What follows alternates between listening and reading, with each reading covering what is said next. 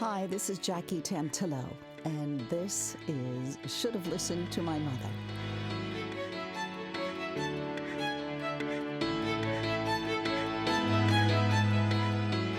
My guest calls himself the Travel Guy. Technically, it's Erik the Travel Guy. His full name is Erik Hastings, and he's the host of the nationally syndicated, award-winning show Beyond Your Backyard on PBS TV. So, without further ado, I'd like to welcome Erik Hastings to Should Have Listened to My Mother. Is this the Jackie hotline? It sure is. How may I direct your call? I'd like to go to Morocco, please. Well, you know, American Airlines was supposed to have a nonstop out of Philly into Casablanca, but because of the COVID, they had to. I don't know what their current plans are for that flight, but I'll get back to you on that. Oh, that'd be great. That'd be great. I'll do a stay over anywhere, make a connection anywhere, you know, all that kind of stuff. I'm sure you could do an itinerary for me in a minute. How are you? I am marvelous, and apparently you're in the market for a rug. Now, here's my problem. You fly all the way over to, let's just call it Tangiers, and what are you supposed to do with that giant carpet? You're supposed to ship that back? No, you're supposed to hide it in your luggage. No, you're not. You're not supposed to do that. That was only kidding. Well, it's nice to hear your voice. Well, it's lovely to hear your voice. Your show is really great, and I'm not just saying that. But what's wonderful about it, and we can get into it a little bit later on. First, we have to talk about your mom. Sure. But your show, you're so personable and welcoming, and you are passionate about traveling. We'll talk about that as well. But you want to turn other people onto it. It's not as hard as people think it is. Well, first of all, if this is how this conversation is going to go, I can do this all day and night. No problem. In a word, traveling isn't as hard as people think it is, right? That's exactly right. And I had to learn that for myself. And as far as what you see on the screen, we do spend an inordinate amount of time making sure that we don't do anything that's not authentic. And that includes yours truly. So what you see is what you get, Jackie. That's all I'm gonna say about I love it. that. That's the best part, and I want everybody to watch it. So now, since we are talking about moms on Should Have Listened to My Mother, how about we start off with your mother's name? My mother's name was Jerry. Geraldine was her name. There's a couple siblings you have. That's correct. I, like you, I think I read on your bio, you're one of 27 children or something. I don't know what is going on. I am one of 6. I have 4 older brothers. I'm the youngest boy in the group, and then I have a younger sister. And I was supposed to be a girl after having 4 boys. My mother really wanted a girl, and my name was going to be Erica. See how it just all works out. Yeah, Erica the Travel Woman doesn't exactly have the same ring, but I'd take it. I'd follow her. She seems nice. Because she had her hands full with 3 boys, and she's saying, please, please, please, I want a girl. Right. She had the 4 boys, and... Oh, yeah, 4 boys. By the time, she started having children when she was 19. I mean, this is a different time in the course of history, and back in the day, that's what you did. And so my older brothers, my gosh, I think my oldest brother's got to be 60. And then I showed up in 1974, and then my sister was born. I like to say when the world stopped for just a moment, when the Red Sea parted, when the Lord himself delivered the child, the chosen one, my sister, my younger sister, who could do no wrong, still till my mother's death, did no wrong, was born in 1980. No jealousy or resentment there. I had a pretty good thing going on from 74 to 80. Mm-hmm. I was the baby, and then she ruined it all. See how that happens? Were you the favorite son? Oh, I don't know. My parents didn't really do that. They didn't. One of the things that I think my mom fostered in all of us, and I'd have to check with the rest of the kids and my brothers and my sister about this, but I think they would all agree that they fostered self-reliance. They allowed us to be individuals. They didn't want us to conform to some sort of, wearing the same clothes, Von Trapp family situation. They liked us as individuals, and so we are individual beings, and we grew up that way. You're very lucky. So they really understood each of your likes and dislikes and each of your individual personalities, your parents.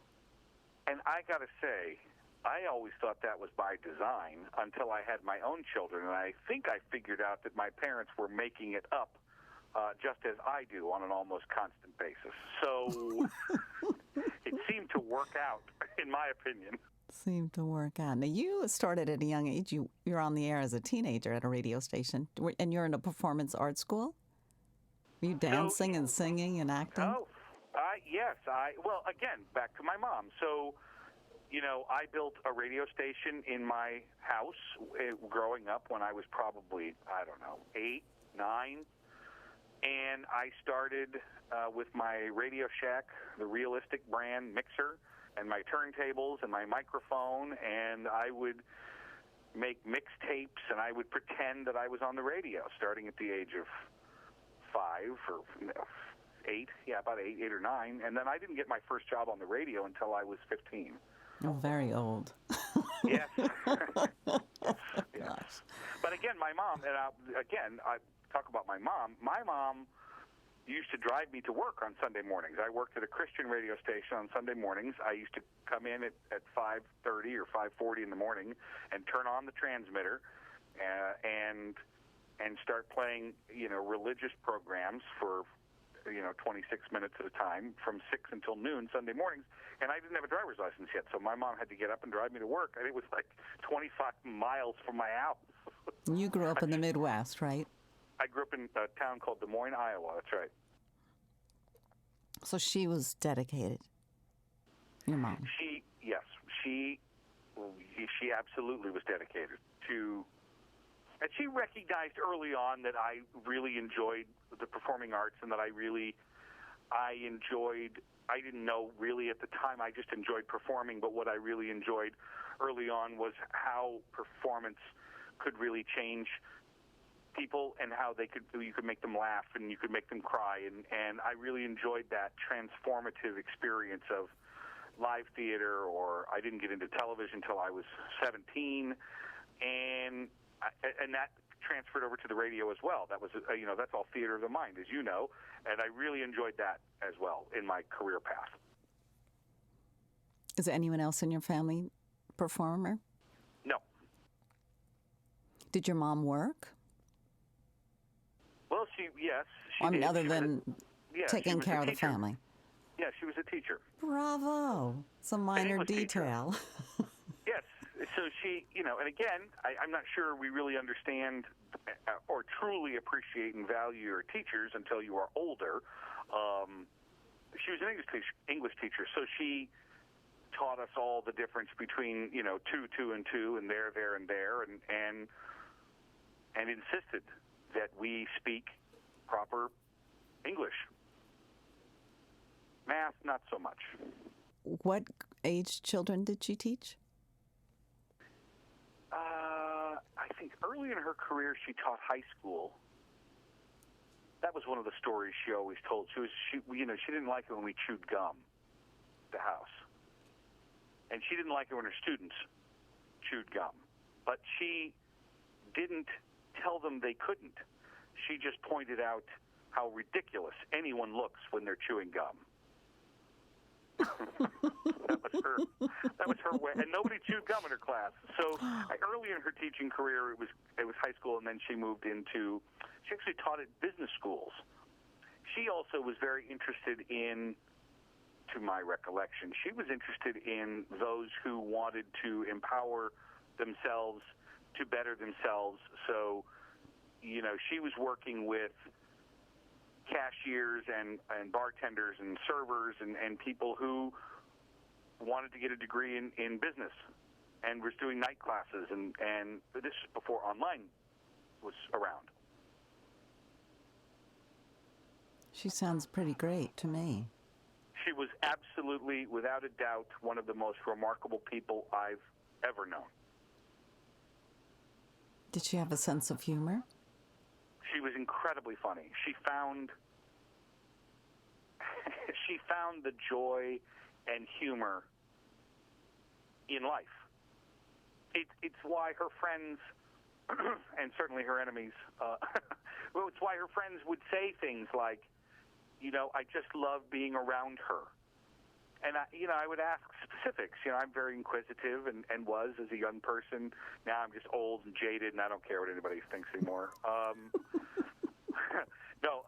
But I would ask why, and they would be hard-pressed to come up with, solid, good answers. They didn't know why. They just thought that she saw life in a very colorful way. Where did she get that from? I don't know. It probably had something to do, if I had to guess. This isn't being recorded, is it? She was an only child growing up.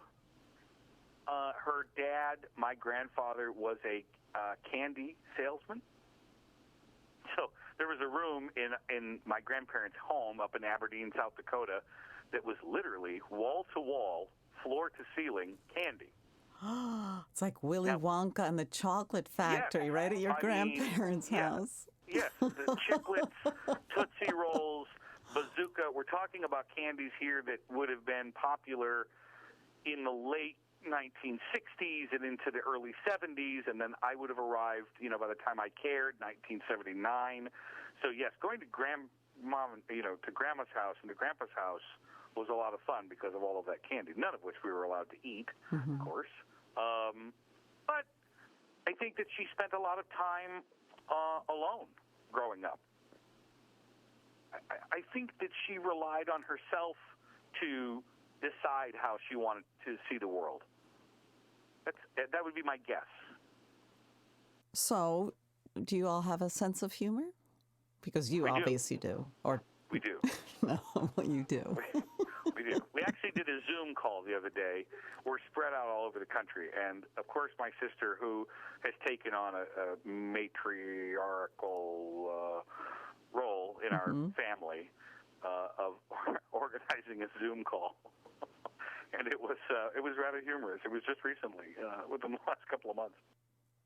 Where would your mom want to go take a trip with you if you could go somewhere tomorrow? Oh, she loved Walt Disney World. It's funny. I think I thought you were going to say somewhere a little bit further away than Florida. It's funny. Not that there's anything wrong with Walt Disney. No. I know, but or California. I think it's not even necessarily a cultural thing. I think it's more of a generational thing. Like, she was truly happy when the children were happy. Like, because she found joy, she wasn't looking for anything. Her happiness was wherever she was. And so, for you to ask where would we go, it's a great question, by the way. One of the ways you asked a great question when somebody says that's a great question. A, they're thinking about their answer. That's number one.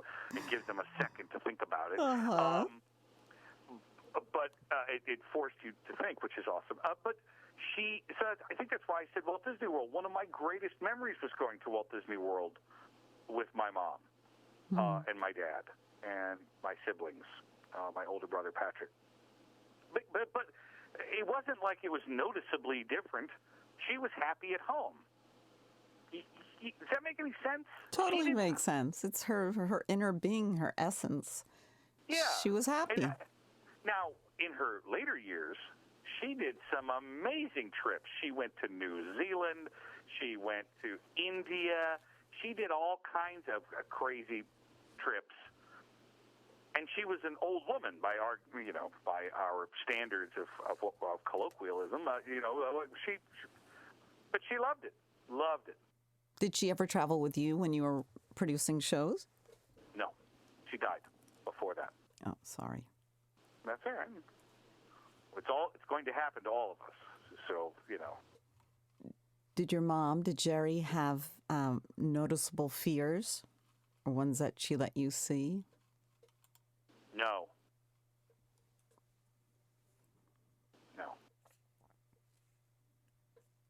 No, she lived her life on her terms. And she reminded us that is our job, to decide. You choose. I really didn't want to go to high school all that much. As a matter of fact, I didn't go to high school all that much. They were installing a newfangled computer system when I was a senior in high school. On the last day of my senior year in high school, I was called down to the attendance center simply because they wanted to share with me that the computer had averaged how many classes I actually attended in high school, and it had averaged it out to 2.7 days out of the week for 4 years. And they were shocked that I was managing to graduate they let you with a B average. And by the way, one of the things I was doing was Mom and I would decide that we wanted to go play golf. And so we would go play golf in the morning instead of going to school, and then we would go to Chi-Chi's for lunch. Oh, sounds pretty magical to me. What did you call her? How did you call for your mom? She was Mom. She was Mom. Always Mom. When you would have one-on-one conversations, because you obviously spend a lot of time with her, but the more serious ones, like if you knew you did something wrong or she had something on her mind she wanted to talk to you about, was there a particular place you'd wind up being together, whether it's the kitchen table or outside or in the car, where you'd have a serious mom and son? Listen, I subscribe to the notion that nothing is real until you tell your mom. Now, you could tell your girlfriend, you can tell your husband, you can tell your wife, you can tell your friend, you can tell a phone, it doesn't matter. But when you... Oh, my gosh. But I'm just... Hello. We call that low-hanging fruit, Jackie. That's an easy one. I would have said telegram, but I'm not Bob Hope. Oh my but gosh. When you tell Mom, it's real. And so, any shenanigans that went on, and there weren't many. I was I never had time to do a lot of shenanigans when I was a kid. Like I didn't, I was busy. I enjoyed some of my schoolwork, but I really enjoyed being in theater. I enjoyed being in my dance classes. I enjoyed being on the radio. I enjoyed hanging out with my friends to some degree. I enjoyed working at the Mexican restaurant when I was a kid. I mean, I didn't really have a lot of time for shenanigans. My shenanigans came in different forms. My parents believed I was on drugs in high school because they really were shocked at how much money I could spend. They really didn't understand it. As a matter of fact, they tested me because they were convinced. And they didn't understand that I really spent my money on records, 45s, talk about dating yourself, and flowers for girls, for the shows that they were in, and trying to impress them. And going out to eat. I would spend my money on that. Well, how did you make because you're working in the radio station, restaurants, you're always working. Yeah. I always worked. Yeah. Wow, you had to go do a drug test? Is that what you just said? They got you tested? Yeah, and I said that out loud. I don't know if they actually tested me or not. But it was certainly threatened. I mean, it was serious business of where is all this money going? Our money plus you. We know you make money. How could you not have any money? This is ridiculous. Right. They couldn't believe it. I didn't care about the cars. I didn't. I had okay cars growing up. But no, it was really spent on food. Not really booze all that much, although I was always the most mature one of my peer group, so I was always the one sent in to buy booze, which I was like, I still look like I'm 11. What are you talking about? I don't, but whatever.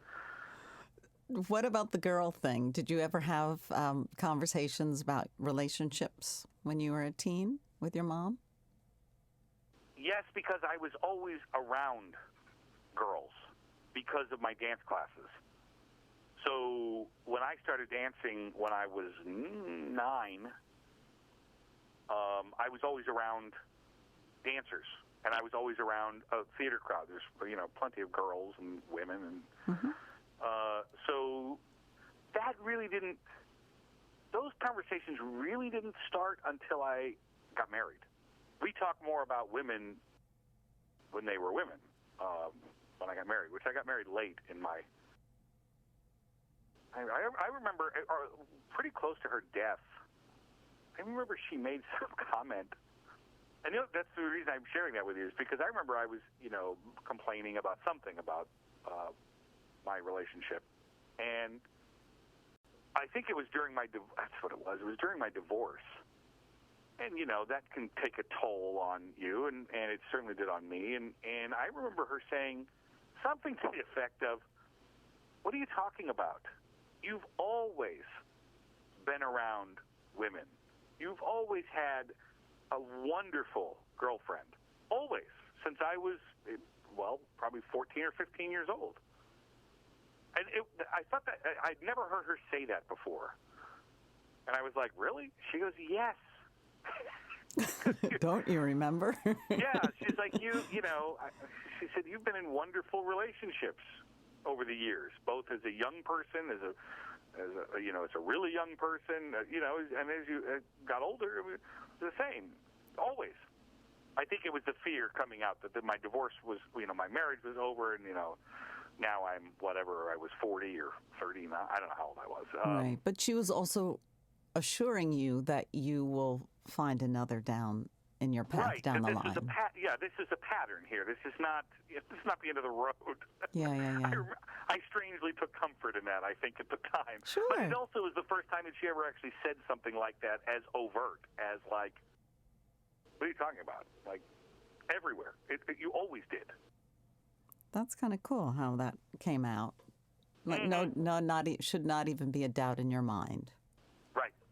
Mom in her subtle ways on her deathbed, and I don't mean to laugh, but oh gosh, I mean, really, this is getting bad. It's about right. It's about, yeah. It was. I don't remember when, but it was maybe a couple of years or a year before. Yeah, she passed away. So yes. Do you think of her every day, pretty much? No. I know I'm supposed to say that to make it sound like it's a nice answer to give, but no, I don't. No, every day? No. She raised me very well. She did a phenomenal job. And the only reason that I have evidence of that is that people tell me that I'm an excellent parent. And I didn't even read the damn books. Like, I didn't read any of those parenting books. My wife did. She was a phenomenal a mom, and is, especially when they're young. They're really, needy when they're babies and whatnot. With the breastfeeding, I mean, she, in my opinion, was excellent. But people tell me that all the time, and the only way that I can even agree with it is that, I had good parents, excellent parents, to be exact. Did she stay out of your personal life? She was not overbearing in any way, stretch, or form to me or to my children's mom. And I think one of the reasons that she wasn't is because her parents were incredibly overbearing and very controlling. The plot thickens. So she changed from her experience to raise her children, and you're taking her lead on how you raise your children and how you are raised? Hopefully it's a combination of both. Yeah, I think we do that, right? At least we try. Well, I mean, I have two girls, and they are 8 and 11 as we are here today. And I have a feeling we're in for a real wild ride. Are they dancing? Are they performing? Oh, yes, they do very girly things. They, one really likes gymnastics. The other one really likes makeup and making YouTube videos. Yes. They both love being on Instagram, privately, of course. Good luck with that. I think that shielding them 100% from it is a terrible disservice. Yeah, it doesn't work because I want it more. Correct. Yeah, so in little bits and pieces. They're kids, right? Yeah. They're just like we are kids. I did scare the daylights out of them recently. I think we're supposed to be talking about Mom, but I can tell you this would be a page out of Mom's playbook. I had to use the dad voice. And it was something that they were doing. One of them was doing online, and I made it very clear that the internet is a much larger space than they are aware of, which is totally fine. That's my job to understand that. My conclusion was, if you can imagine the boogeyman coming down our hallway when you're sleeping to harm you, if you can picture that in your head, and they both, of course, like yes, I go, that's never going to happen. That's not how it works. Where it's going to be is online. It's going to be somebody telling you that you're pretty and that they like your hair. You're not going to show up as some crazy clown. They're going to show up as somebody that you maybe trust or think is just fine. That's the real boogeyman. And to pay attention. Well, that would be something my mom would do. Very smart advice, right? Yeah. Very smart. Yeah. And you'll probably have to say it just a few times. Oh, I should have taped it just so I could play the video. I'll be like, here, remember that one time when I was really mad? Watch it again. Oh, my gosh. Well, my dad survived. He had 6 daughters and 1 son. So you got 2. I think you'll do great. Oh, my God. I need to sit down just thinking about that idea. They say that boys break your house. Girls break your heart. Ah. Say. Did your house break? Your mom and dad's house? Oh, my God. By the time I got there in 74, we're trying to remember that those boys had been around for quite some time. I remember we came back from vacation once, and they left some of the older boys home, and we came back, and the sailboat was gone. And the older one had to admit that he lost it in a poker game. That's a first. That's a first. There you go. And did he get it back? Did he have to go get it back? Oh. No, because my parents believed in fair. He lost it. He lost it. He lost it. He gambled it and he lost it. I'll bet he paid for it, but I don't know the details of that. Wow. I can only imagine what your house was like. It seemed like it'd be a pretty fun place. My mom used to say things to me at 7 o'clock in the morning when I didn't want to get out of bed and go to high school. If you don't want to go to school today, you don't have to. And she was a teacher, okay? But she said, but let me make it very clear. Don't come crying to me when you have to repeat 9th grade or 8th grade or 10th grade or 11th grade. Because if you don't get good marks in school, she didn't call them marks, she called them grades. If you don't get good grades in school, it decreases the likelihood and makes it all the more difficult for you to succeed later. But you don't have to go. And sometimes I didn't. But she didn't make me. And that, to me, was always a very valuable lesson of like, well, you will have no one to blame but yourself. Oh, gosh, that's just the worst. It's so hard when it's just thrown back at you like that. And if you think a 14-year-old can't handle that, I disagree. I could. My sister could. Did you get up? Not all the time, no. Right. Oh, my goodness. No. Not all the time. But she made it up, left it up to you to decide. She made it very clear on most days when that came up that she would not be there for me to cry on. She would not be attending any conferences. She would not be advocating on my behalf because she would have no excuse. That would rest solely on my shoulders. And her suggestion was to go ahead and just get out of bed and go. Did she ever have students that she would talk about regularly at home that maybe you got jealous about hearing about? No. Did she bring students home ever? No. I would go to school sometimes and meet her students from her fellow faculty members. No, when she was present, when she was there, that was something else I think I learned. She was present. She was not unavailable when she was physically present. She made it a point. She made dinner. She made lunches. We had evenings. We had some days. Sometimes she worked at night. So, she had a crazy work schedule. But she was present and available to dole out tasks and chores, and in her wonderful passive-aggressive way, things that she would say like, why don't you go downstairs and get the clothes from the dryer? And then, of course, as I was old enough to realize the construction of that sentence, I would answer, because I don't want to, which would be met with immediate disdain. And she would rephrase and say, go get the clothes from the dryer. Being present, I think, for your children is key. Because especially today, we're all so distracted. We have our little telephones and we have our computers and we have the laptops, not just the desktop. But being present for your children is key. And it's showing them that you respect them and you love them. Obviously, we're all busy. We have many things on our mind, but that's not our kids' responsibility. That's our responsibility.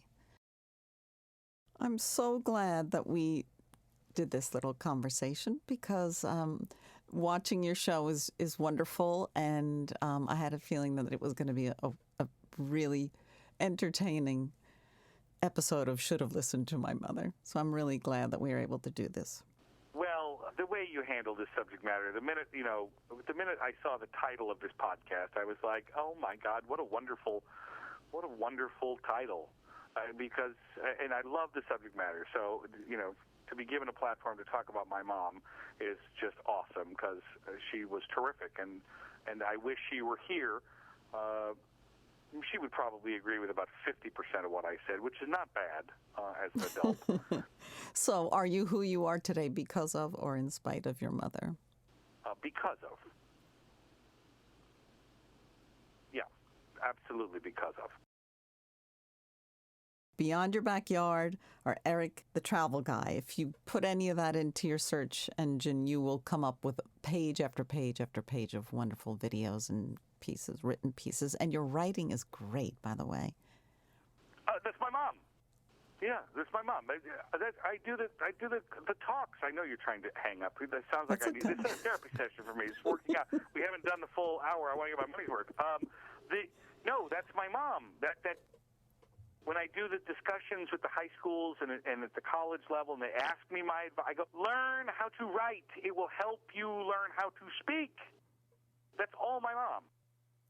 I don't have to all her, but it's mostly her. That's what she taught me. Thank you, Jerry.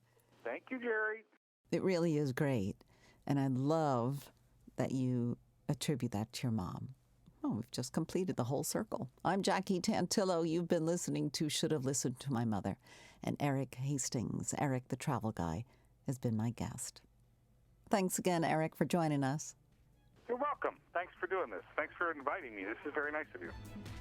My email is jackie@shouldhavelistenedtomymother.com if you'd like to send me a note. By all means, and we'll see you next week.